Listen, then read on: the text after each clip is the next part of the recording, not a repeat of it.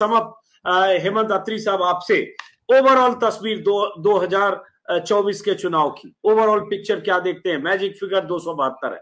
छोटा छोटा जवाब आप और उमाकांत लखेड़ा, उस व्याख्या आगे नीलू करेंगी फिर। अजीत जी नमस्कार सारे साथियों को।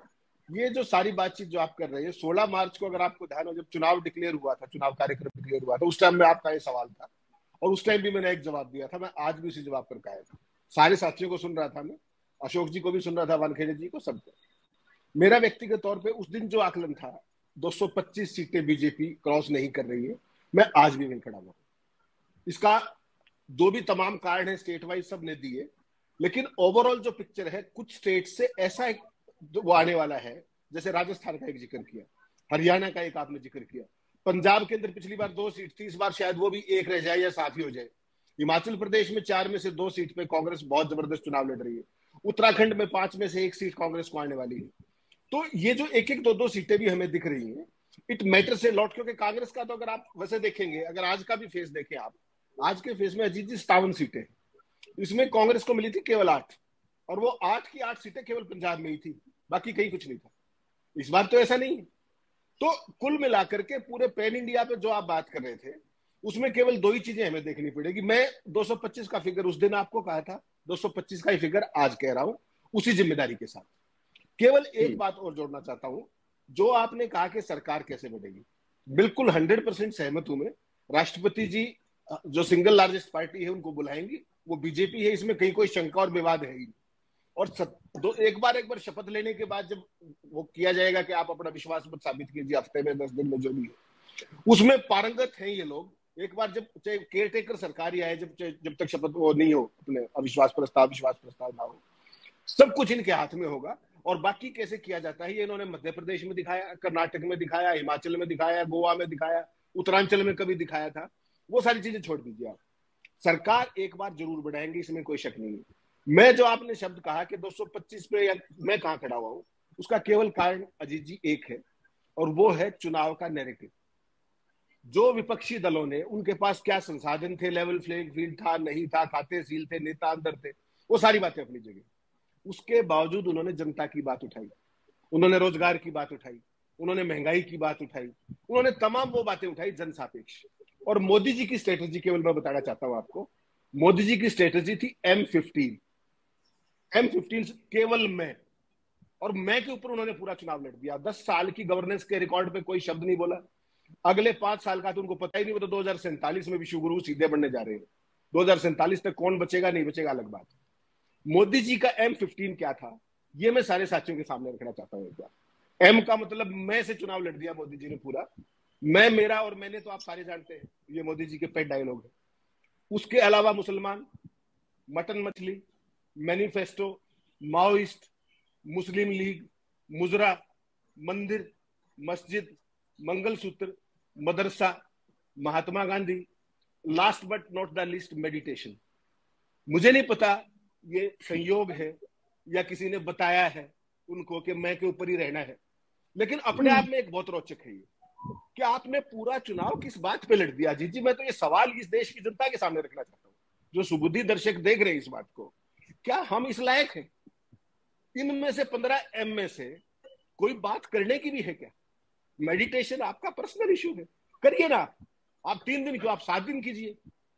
करोड़ों रुपए लगा करके एक बॉर्डर स्टेट के ऊपर, तो कोस्ट गार्ड, नेवी, एयरफोर्स, फला, SPG, 2500 लोग, और जो पूरी दुनिया से बुकिंग करा के आए हुए हैं, उसका क्या होगा?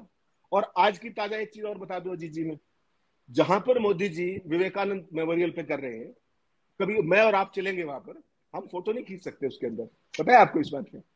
और वहां पे 3 दिन से लाइव शो चल रहा है, साइलेंस पीरियड में चल रहा है। चुनाव आयोग कुछ कह नहीं रहा है, कोई बोल ही नहीं रहा है, सारे गोदी मीडिया को और कोई काम ही नहीं बचा है। 16 एंगल से प्रधानमंत्री जी की मेडिटेशन की तस्वीर आपने देखी होंगी साइलेंस पीरियड में। इसका मायना क्या है? क्या देश की जनता ये देख नहीं रही है क्या अजीत जी?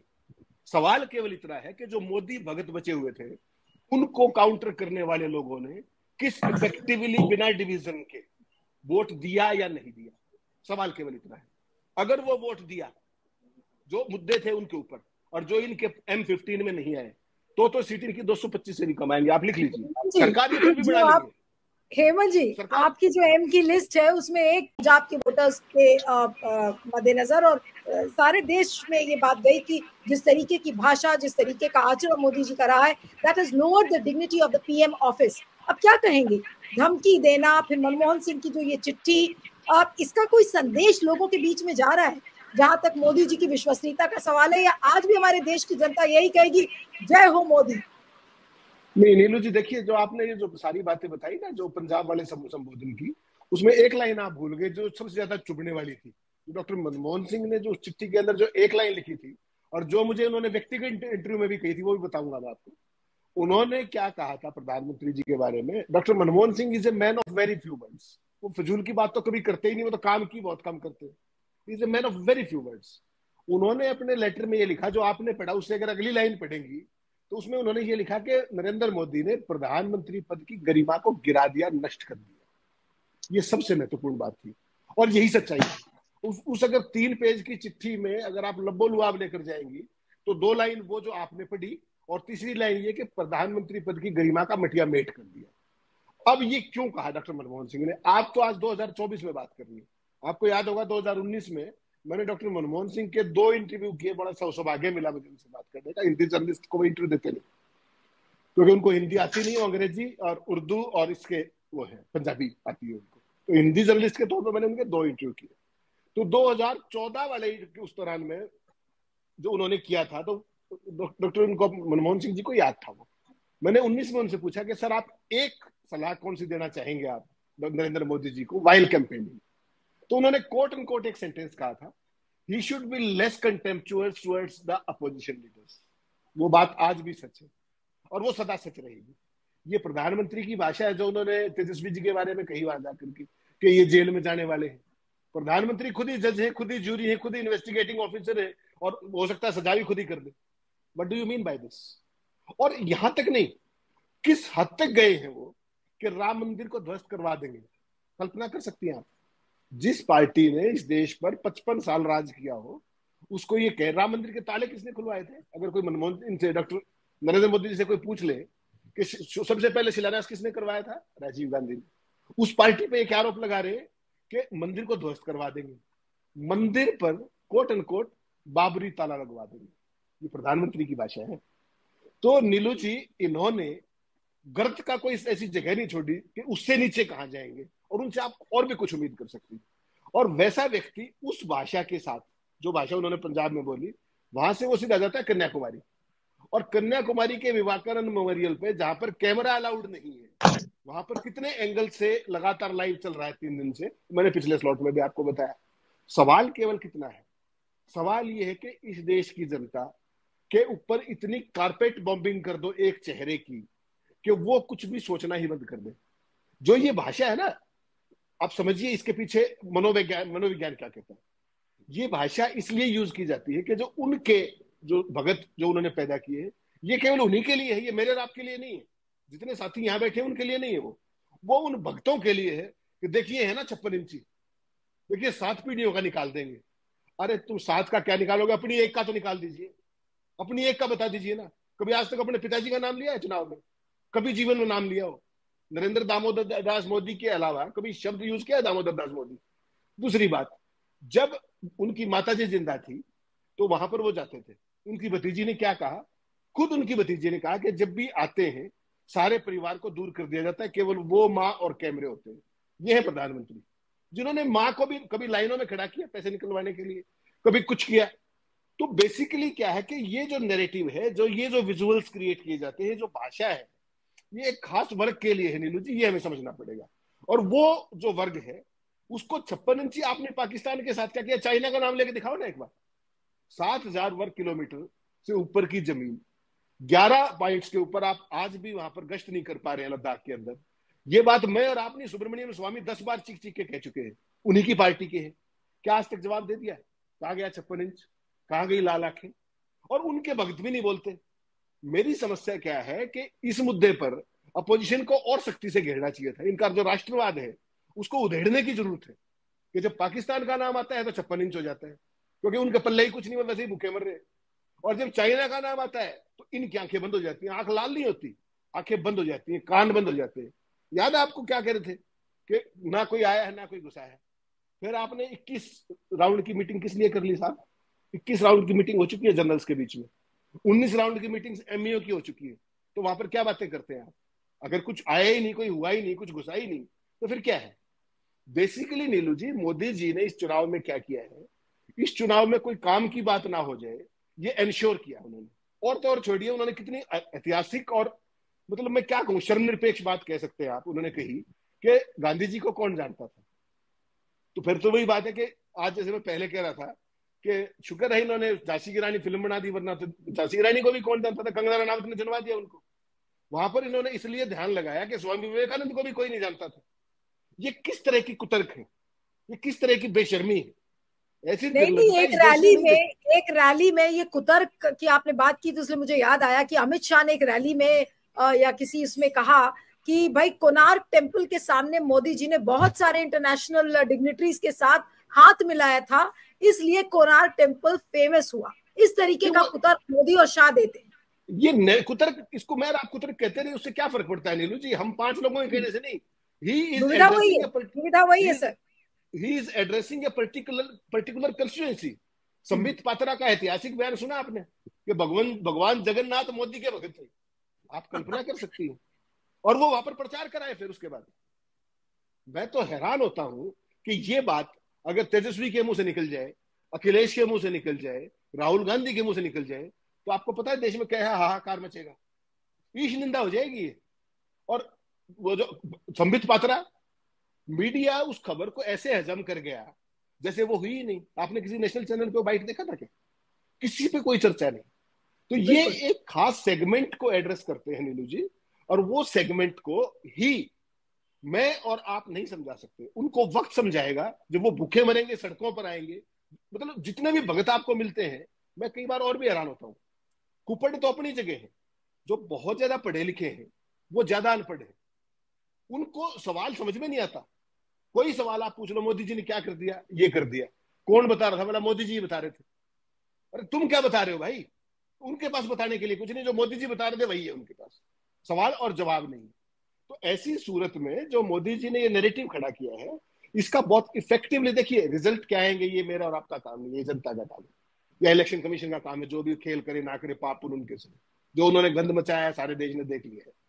उसके बावजूद भी जो इन 3 बंदों ने जो चुनाव लड़ा है, चाहे तेजस्वी हो, चाहे अखिलेश हो, चाहे राहुल गांधी हो, विद मिनिमम रिसोर्सेज, खाते भी सील कर रखे। बताइए, जेल जाने की धमकियां दे रहे, पिताजी जेल से आ चुके हैं, और उसके बाद बिहार में जाके कह रहे कि इनका तो जेल में जाने का समय आ गया है। Who are you? उन हालात में जो चुनौती दी है, जो नैरेटिव बिल्ड किया है, उसके लिए वो तीनों साधुवाद के पात्र हैं। परिणाम क्या है ये देश की जनता का है। लेकिन एक बात निश्चित है, जो डॉक्टर मनमोहन सिंह ने कहा, प्रधानमंत्री पद की गरिमा को जो मटिया मेट किया है इस चुनाव में, वो पूरी दुनिया ने देखा। This is very unfortunate and shameful. जब आप ही के पास आऊंगी अंत में कि क्या कहेंगे, क्या लगता है? आंकड़ों का खेल अभी पता नहीं मुझे अब कितना डिस्कस किया जाए, मैं बोर भी हो गई हूँ डिस्कस करते करते। भाई एग्जिट पोल कितना ही आप उसके बारे में बात कर लोगे। आज ये भी खबर है कि कांग्रेस उस एग्जिट पोल के किसी भी डिबेट में हिस्सा नहीं ले रही है। ठीक है, वो उसकी अपनी पार्टी की रणनीति है, उनके अपने कारण। लेकिन जिस तरीके का नैरेटिव इस बार बना है, आपको क्या लगता है कि बीजेपी की क्या पोजीशन होने वाली है vis-a-vis it's relations with its allies also?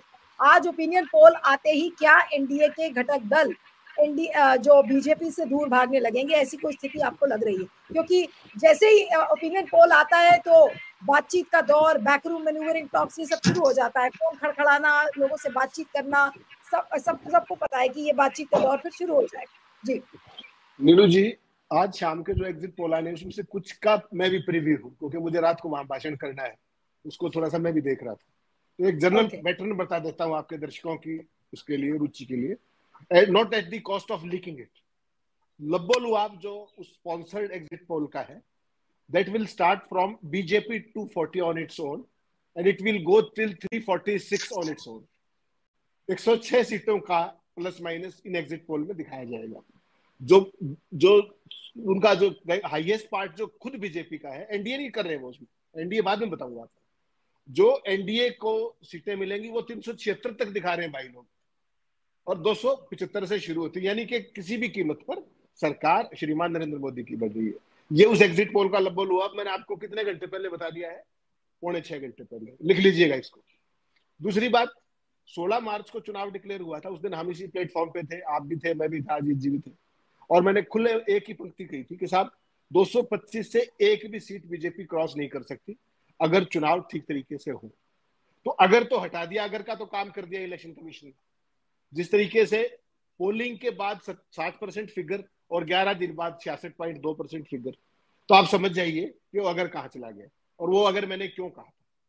उसके बावजूद जैसा लखेड़ा जी ने कहा, जैसा बाकी साथियों ने कहा, हमारे सारे सीनियर साथी हैं, एक बात मैं कहना चाहूंगा, जो प्राइमा फेसी दिख रहा है, सिंगल लार्जेस्ट बीजेपी है, कोई कंफ्यूजन नहीं है, और एक बार राष्ट्रपति सिंगल लार्जेस्ट को बुलाती हैं, परंपरा भी है, कोई विरोध भी क्या करेगा। उस पे अगर नरेंद्र मोदी जी आते हैं, उसके बाद उनको अपना बहुमत जुटाना कोई बड़ी बात नहीं है। एक बार हाथ में एजेंसी आई और उसके बाद बाकी काम सारा आसान हो जाएगा, चाहे वो इस्तीफे करवाने हो, चाहे वो फ्लोर क्रॉस कराना हो, चाहे पार्टियां तोड़नी हो, चाहे जो भी काम करना हो। तो मुझे जो अब तक लग रहा था कि मोदी जी 225 क्रॉस नहीं कर रहे, उसमें मैं आज भी कायम हूं मैक्सिमम। लेकिन अगर उन्होंने शपथ ले ली तीसरी बार, उसके बाद जो लोकतंत्र का फलूदा होगा वो पूरा देश देखेगा उन्हीं एजेंसियों के जरिए। जब कर्नाटक के अंदर आपने देखा था चुनी हुई सरकार कैसे गिराई गई थी, मध्य प्रदेश, उत्तराखंड, गोवा, आप कहीं का नाम ले लीजिए। लेकिन एक इंटरेस्टिंग चीज और हो रही है, बीजेपी की अगली असली मनस्थिति अगर आपने देखनी हो तो आपको हरियाणा की पॉलिटिक्स फॉलो करनी चाहिए। यहाँ पर एक यशस्वी मुख्यमंत्री होते थे 9.5 साल तक, श्रीमान मनोहर लाल खट्टर। वो मुख्यमंत्री अब नहीं रहे, लेकिन उनका बुखार नहीं उतरा अभी तक, वो मुख्यमंत्री मानते हैं अपने आप को। और 9.5 साल के बाद बड़ी बेगैरत करके उनको निकाला गया था मुख्यमंत्री पद से। अब वो करनाल सीट से चुनाव लड़ रहे हैं। आपको यकीन होगा पिछले 3 दिन से क्या करेंगे। हमेशा अपोजिशन पार्टियां कहती है गड़बड़ी कर दी, ये कर दिया, वो कर दिया। हरियाणा में पूरी भारतीय जनता पार्टी, मनोहर लाल खट्टर और जो अब चीफ मिनिस्टर हैं, वो क्या कह रहे हैं कि कांग्रेस पार्टी ने धांधली करवा दी, कांग्रेस पार्टी ने गड़बड़ करवा दी, हम अधिकारियों नहीं, कर्मचारियों ने गड़बड़ की। कर्मचारी 4 जून तक कर्मचारी, 5 जून को हम देखेंगे। आपने कभी सत्ताधारी पार्टी को ऐसी भाषा बोलते देखा है? और हरियाणा में ये सरेआम, और आप जितनी कहेंगे मैं उतनी स्टोरी भेज दूंगा आपको। मनोहर लाल खट्टर हर जगह कहते घूम रहे, अपनी सीट, जो आदमी 9.5 साल सीएम रहा हो, वो करनाल की सीट पर 6 लोगों को शो को नोटिस कर दिया। किस बात पे? कि इन्होंने हमारे, किसी ने मेरे शो, उसमें क्या रोड शो में भाग नहीं लिया, किसी ने कह दिया पंजाबी को वोट मत देना, किसी ने कुछ कह दिया। अरे चुनाव का रिजल्ट तो आ लेने दो। सोनीपत का कैंडिडेट कुछ कह रहा है, भिवानी का कैंडिडेट कुछ कह रहा है, हिसार का कैंडिडेट कुछ, ये बातें कांग्रेस पार्टी में तो हमने देखी थी, उनके लिए सामान्य है। लेकिन भारतीय जनता पार्टी जो सत्ता में है, स्टेट में भी और सेंटर में भी, वो ये कह रही है कि कर्मचारी और अधिकारियों के साथ मिलकर के हमें हरवाने की कोशिश की गई, धांधली की गई। भाई तुम्हारा किस चीज का प्रशासन है? कौन से ऑब्जर्वर है? क्या कर रहे हैं वो? क्या तुम्हारा संगठन है? कहां तुम्हारे पन्ना प्रमुख गए? तो मैं भारतीय जनता पार्टी के जो ग्रास रूट के ऊपर जो मनस्थिति है, सत्ता खो देने का इतना भयंकर खौफ है नीचे तक। तो आप सोचिए प्रधानमंत्री के स्तर पे कितना होगा वो, कि अगर कल कोई कुर्सी चली गई तो उन्होंने तो किसी को बख्शा ही नहीं। कोई ऐसा दल बताइए, विरोधी छोड़ दीजिए, विरोधी छोड़िए नीलू जी, कोई सहयोगी दल का नाम बताइए जिसके लिए उन्होंने धमकी का जो सारा जो एजेंसियों वाला काम ना किया हो, कोई एक बता दीजिए। इनको कौन बख्शेगा? इसलिए ये किसी भी कीमत पर, सीटें चाहे कितनी भी आए, सिंगल लार्जेस्ट होने का लाभ उठाएंगे, और सत्ता हासिल करते ही जैसे हथियाए, उसके बाद जो खेल होगा वो सारा देश देखेगा, ऐसा मुझे लगता है।